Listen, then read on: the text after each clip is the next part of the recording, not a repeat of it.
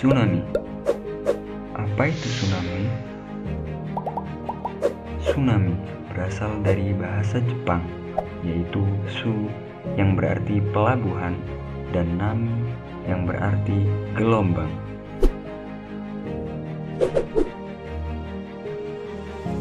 Tsunami dapat diartikan sebagai pasang laut besar di pelabuhan. Secara teoritis, tsunami merupakan gelombang laut dengan periode panjang yang ditimbulkan oleh gangguan impulsif yang terjadi pada medium laut. Tsunami menjadi sebuah bencana ketika merusak fasilitas dan mengganggu aktivitas manusia di wilayah pesisir.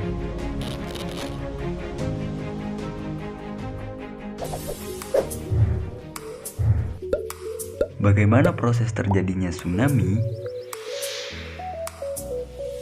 Tsunami dapat diakibatkan oleh longsoran atau landslide, gempa dasar laut atau undersea earthquake, dan aktivitas vulkanik atau volcanic activity.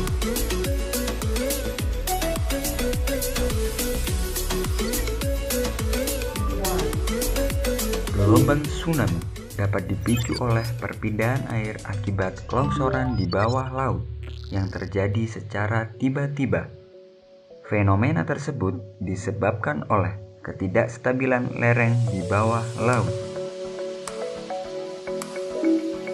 Lereng bawah laut yang tidak stabil dapat berpotensi longsor. Gerakan longsor memicu gelombang tsunami.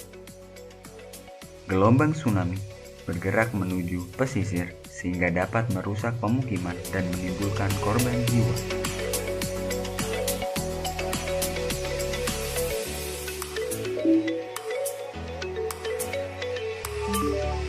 Contoh salah satu kasus dari tsunami yang dipicu oleh longsoran adalah fenomena yang terjadi di kota Palu pada tahun 2018. Tsunami di kota Palu diawali oleh adanya gempa akibat pergeseran lempeng tektonik secara horizontal. Gempa tersebut memiliki kekuatan sebesar 7,5 skala Richter sehingga memicu adanya longsor bawah laut yang memicu tsunami.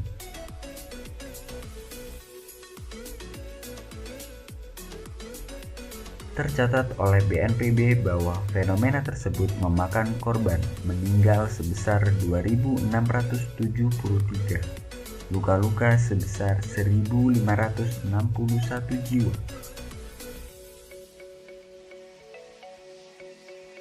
Terdapat 12.854 rumah rusak berat, 12.717 rusak sedang, dan 17.293 rusak ringan. Terdapat kerusakan 43 fasilitas kesehatan, 327 fasilitas peribadatan, dan 386 fasilitas pendidikan.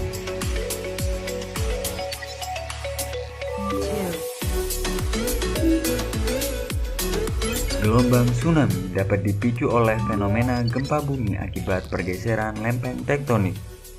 Gesekan antara dua lempeng dapat memicu energi seismik yang dilepaskan dalam bentuk gempa bumi.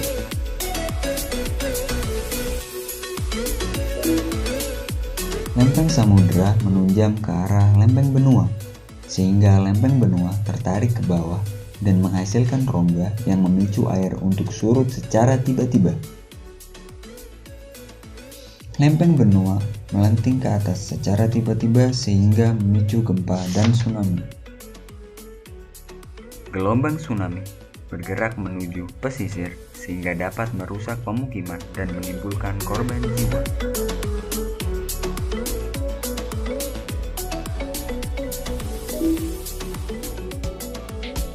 Contoh salah satu kasus dari tsunami yang dipicu oleh gempa bumi adalah fenomena yang terjadi di Banda Aceh pada tahun 2004. Gempa terjadi di sebelah barat Sumatera, tepatnya pada pertemuan lempeng Indo-Australia dan lempeng Eurasia.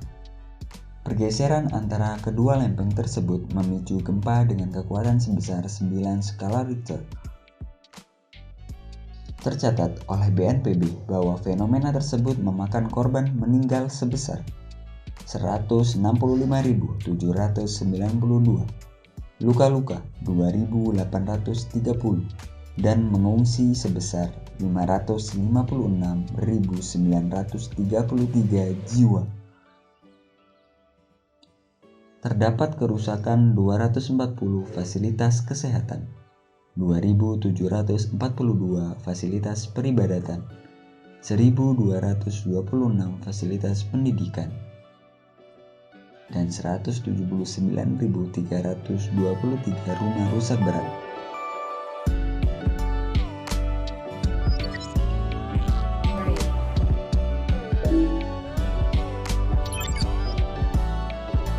Gelombang tsunami dapat dipicu oleh fenomena aktivitas vulkanik berupa erupsi.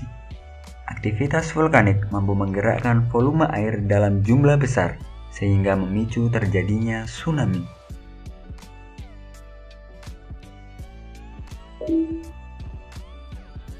Aktivitas vulkanik berupa getaran dan jatuhnya material-material vulkanik ke laut akibat erupsi dapat memicu gelombang tsunami. Gelombang tsunami bergerak menuju pesisir sehingga dapat merusak pemukiman dan menimbulkan korban jiwa.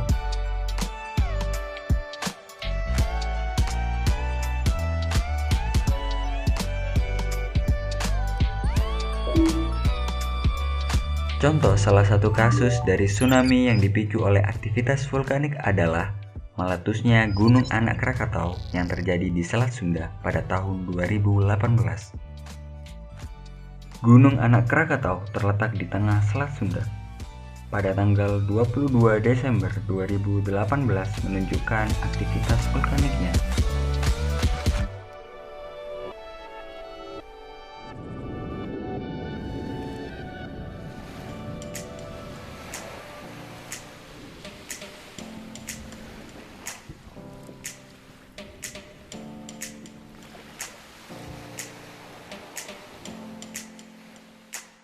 Aktivitas vulkanik Gunung Anak Krakatau memicu terjadinya tsunami sehingga memiliki dampak pada wilayah sekitarnya, yaitu pesisir barat Kabupaten Serang, pesisir barat Kabupaten Pandeglang, pesisir selatan Kabupaten Lampung Selatan, dan pesisir selatan Kabupaten Tanggamus. Tercatat oleh BNPB bahwa terdapat 12 korban meninggal, 30 luka-luka, dan 28 hilang di Kabupaten Serang. Terdapat 214 korban meninggal, 755 luka-luka, dan 11.453 mengungsi di Kabupaten Pandeglang. Terdapat 60 korban meninggal, 213 luka-luka, dan 22 hilang di Kabupaten Lampung Selatan. Terdapat 1 orang meninggal di Kabupaten Tanggamus.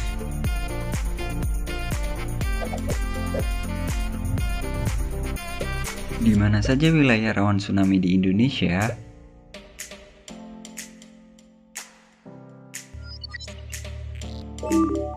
Indonesia terletak di antara 4 lempeng tektonik, yaitu lempeng Indo-Australia, lempeng Pasifik, lempeng Filipina, dan lempeng Eurasia. Lempeng Indo-Australia bergerak ke arah utara, lempeng Pasifik bergerak ke arah barat, lempeng Eurasia bergerak ke arah tenggara, lempeng Filipina bergerak ke arah barat daya. Pergerakan tersebut ditandai dengan adanya persebaran palung laut dan sesar di Indonesia.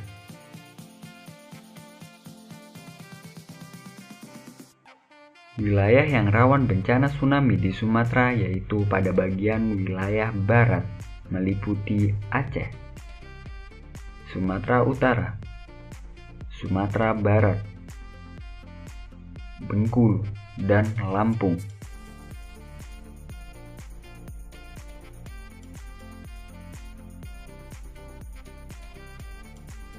Wilayah yang rawan bencana tsunami di Jawa, Bali, dan Nusa Tenggara yaitu didominasi pada bagian selatan wilayah Banten, Jawa Barat, Yogyakarta, Jawa Tengah, Jawa Timur, Bali, Nusa Tenggara Barat, dan Nusa Tenggara Timur.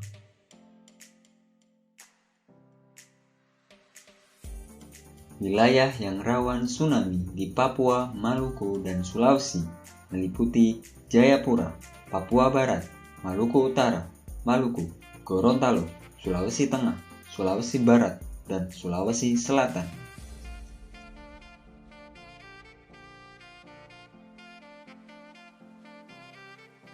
Keberadaan Indonesia di antara 4 lempeng tektonik dapat memicu munculnya titik-titik tsunami.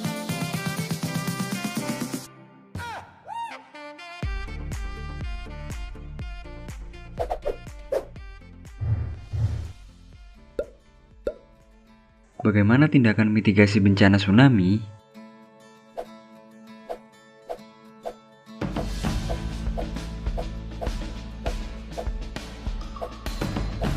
Mitigasi tsunami dapat dilakukan dengan adanya pengetahuan mengenai tindakan mitigasi dan pengetahuan mengenai ciri-ciri pemicu terjadinya bencana tsunami. Mitigasi bencana adalah serangkaian upaya untuk mengurangi risiko bencana, terdiri atas tindakan prabencana atau sebelum bencana, saat bencana, dan pasca bencana atau setelah terjadinya bencana. Tindakan prabencana dapat dilakukan dengan 1. Memasang early warning system atau sistem peringatan dini.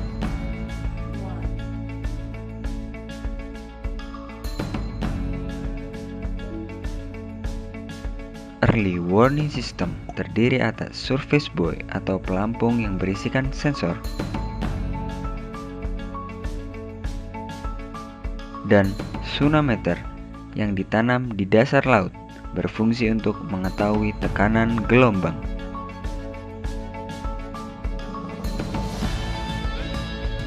Surface buoy dan tsunameter kurang lebih diletakkan sejauh 800 km dari garis pantai.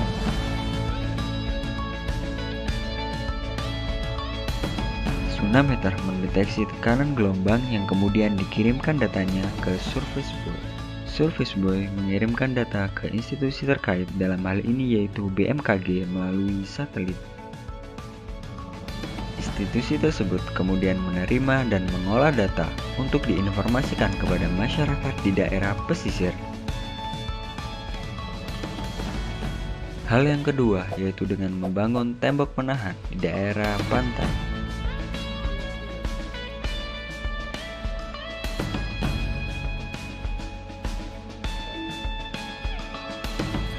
Tembok penahan tsunami dioperasikan berdasarkan perintah dari institusi terkait mengenai ancaman tsunami.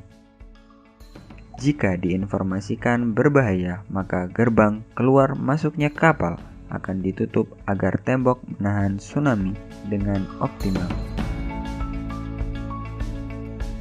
Tindakan mitigasi prabencana yang ketiga yaitu menanam vegetasi pantai seperti mangrove,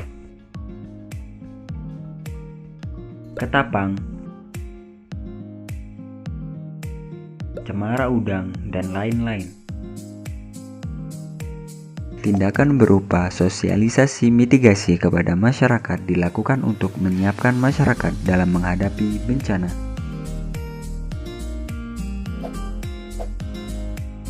Bagaimana mitigasi saat terjadinya bencana tsunami? Kenali ciri-ciri pemicu terjadinya tsunami.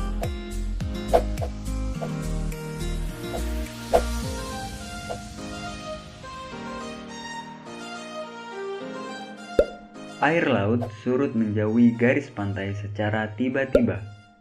Terdengar gemuruh sangat keras di laut. Munculnya banyak gelembung di permukaan laut. Terlihat gelombang tinggi berwarna gelap di garis cakrawala.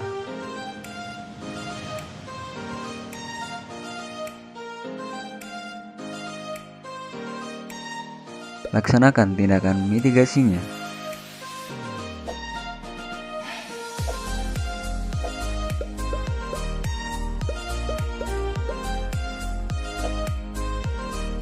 Saat sudah terlihat tanda-tanda tsunami, yang harus Anda lakukan yaitu segera menjauhi wilayah pantai. Ikutilah jalur evakuasi yang dipasang oleh institusi terkait.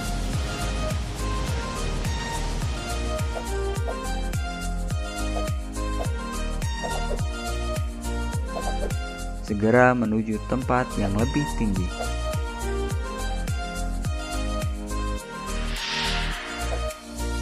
Bagaimana tindakan pasca bencana tsunami? Hal yang dilakukan pasca bencana tsunami yaitu evakuasi, rehabilitasi, dan rekonstruksi.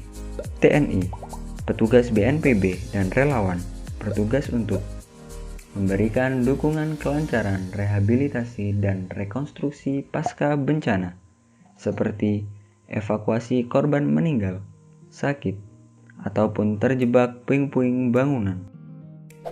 Pemerintah, masyarakat, dan pihak luar negeri bertugas memberikan trauma healing, donasi dana, sandang, pangan, dan rekonstruksi rumah kepada korban bencana.